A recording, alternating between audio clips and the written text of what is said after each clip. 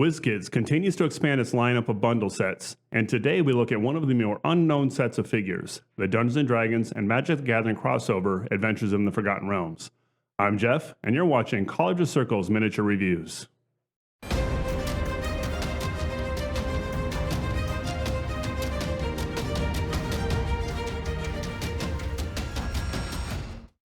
Welcome to College of Circles. In this video, I'll be reviewing one of the latest bundle opportunities from Wizkids. In 2022, Wizkids released a series of figures for the Adventures in the Forgotten Realms set from Magic the Gathering, which features characters from Dungeons & Dragons. In this bundle set, we have the premium figure Lolth, the Spider Queen, as well as the box sets Adventuring Party Starter Set and the Companions of the Hall Starter Set. I'll also be looking at a Wizkids promotional offer featuring 3 Bugbear figures. Now, at the time of this recording, I am so close to that first milestone of 100 subscribers, so please, if you're not a subscriber yet, go ahead and hit that button. As soon as I hit 100, I will be doing my first giveaway of Wizkids figures. We start with the Companions of the Hall Starter Box Set, which consisted of 5 figures and originally sold for $49.99. Our first figure is one of the most iconic D&D characters, Dris Duerden. This figure is spectacular with its sculpt and pose. Having him leaping through the air with his blades out really helps this figure stand out. Now, he probably could have gotten a 2 from me on the paint if they had just painted his mouth, but otherwise the paint is pretty solid. Our second figure is Caddy Bree, Dris' wife and fellow companion of the Hall.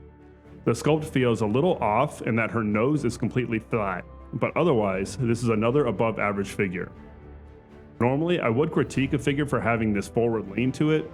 However, since Caddy is an archer, this is kind of an acceptable pose for her.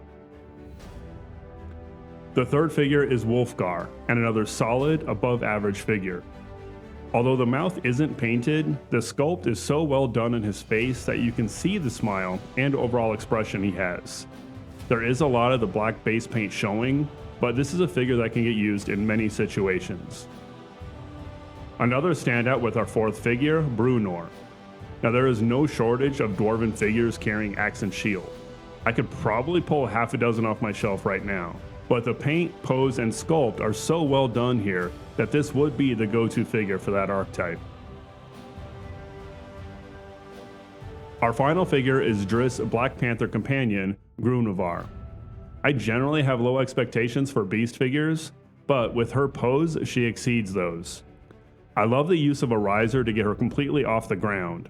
The paint is also very well done, especially in the face. As large cat figures go, this is about as good as it gets.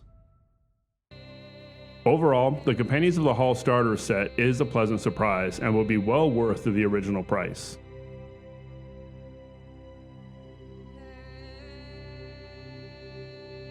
Next up, we have the Adventuring Party starter set, which was also $49.99 and consisted of 5 figures.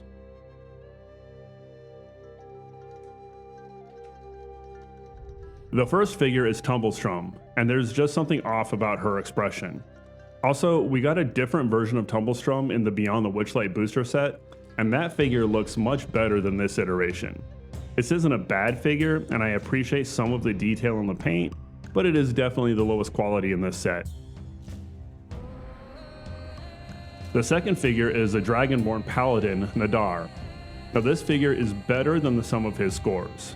There isn't much to stand out about this guy, but everything is good with him from the sculpt to the paint to the pose. This is a solid figure that is already being used by one of my players. Now we have a figure in Varus that gives us something we have seen many times before, Ranger Archer, but does so in such a unique way that it is getting a perfect score from me. Now, the figure isn't actually perfect, but it does do everything I ask a figure to do. It is painted well, has a ton of details in the sculpt. This could be used as a PC or an NPC and in multiple classes. But for me, the best part is a pose I have not seen on a Ranger figure before. Now, most Rangers are shown with blades out or bows drawn. This is the first time I've seen a Ranger close to the ground, ready to ambush its prey or tracking an elusive creature. This is such a nice creative decision that I want to find a use for this character soon. Our fourth figure is Hama Pashar, and she has probably the best staff I have ever seen on a Wizkids figure. Those blades of light emanating from the scepter really give me the sense that she lives in a world of magic. The robes are also well sculpted and painted. The final figure of the day is the Yuan-Ti robe. Now there are very few options for players to have a true Yuan-Ti as a PC, and the ones that have been released leave a lot to be desired. This is one of the best Yuan-Tis, and actually looks like it could be an adventuring party with humans, dwarves, and elves.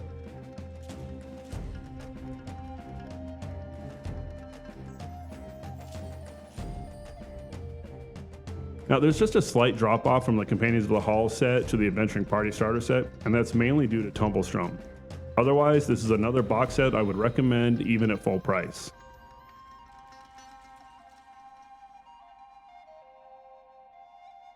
We finish off the Magic crossover with Lolth, the Spider Queen. I've had my eyes on this figure since it was first announced, but she was never in my local stores and I wasn't running any campaign with her, so I just never got around to buying it. My mistake. This figure is so badass.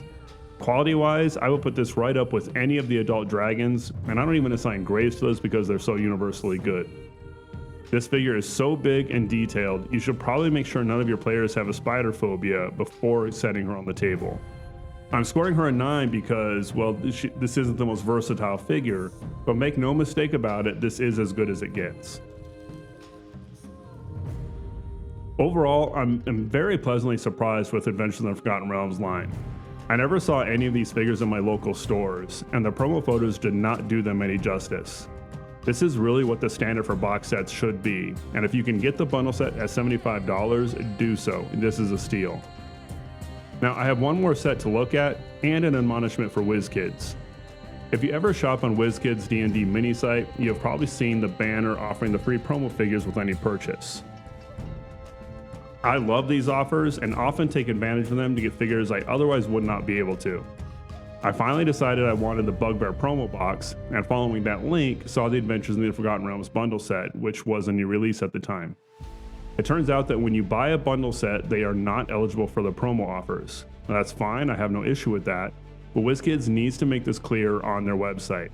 The only place this was to close was in the bundle set tags. When I realized this, I tried to cancel my order within 12 hours of placing it, and it took several days of emails back and forth with Wizkids before they agreed to send me the promo figures. I'm really glad they did, because this bundle set turned out to be really good, as well as the Bugbear promo figures. They were originally released in 2021 with the Snowbound booster cases, and come with 2 Bugbears and Bugbear Chief. These figures have really good sculpts and paint, and I'm glad to have them in my collection. I just wish it wasn't so frustrating to get them. And I still get emails titled bundle sets, where the first image is the offer for the Bugbear promo. Well, that was my review of what was a pretty surprising set of figures. Hopefully you'll be able to get the bundle set before it's sold out. If you are, leave a comment below. I'm Jeff, thank you for watching College Circles, and I'll see you in the next video.